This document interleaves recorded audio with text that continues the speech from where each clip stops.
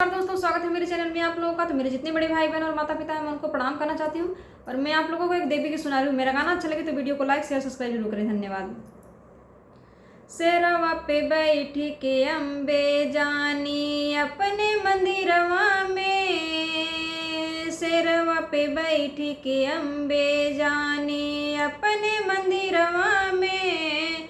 मन करेला के बिन पूछले उनके गिर जाई चरनिया में।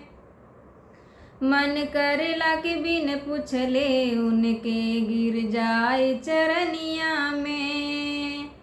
ऐसन सूरत ऐसन मूरत होठों पे ऐसन लाली, जगमग जगमग दीप जले मंदिर में शेरा वाली। ऐसन सूरत ऐसन मूरत होठों पे ऐसन लाली, जगमग जगमग दीप जले मंदिर में शेरा वाली। लंगड़े को पैरा देनी जाके अपने मंदिरवा में, लंगड़े को पैरा देनी जाके अपने मंदिरवा में। मन करेला के बिन पूछले उनके गिर जाई चरनिया में। मन करेला के बिन पूछले उनके गिर जाई चरनिया में। शेरवा पे बैठ के अम्बे जानी अपने मंदिरवा में। मन करेला के बिन पूछले उनके गिर जाए चरनिया में। ऐसन सूरत ऐसन मूरत होठों पे ऐसन लाली, जगमग जगमग दीप जले मंदिर में शेरा वाली। ऐसन सूरत ऐसन मूरत होठों पे ऐसन लाली, जगमग जगमग दीप जले मंदिर में शेरा वाली।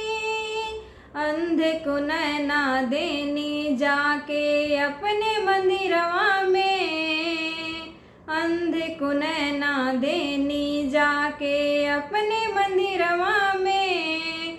मन करेला के बिन पूछले उनके गिर जाई चरनिया में। मन करेला के बिन पूछले उनके गिर जाई चरनिया में। शेरवा पे बैठ के अम्बे जानी अपने मंदिरवा में, शेरवा पे बैठ के अम्बे जानी अपने मंदिरवा में। मन करेला के बिन पूछले उनके गिर जाई चरनिया में। ऐसन सूरत ऐसन मूरत होठों पे ऐसन लाली, जगमग जगमग दीप जले मंदिर में शेरा वाली। ऐसन सूरत ऐसन मूरत होठों पे ऐसन लाली, जगमग जगमग दीप जले मंदिर में शेरा वाली।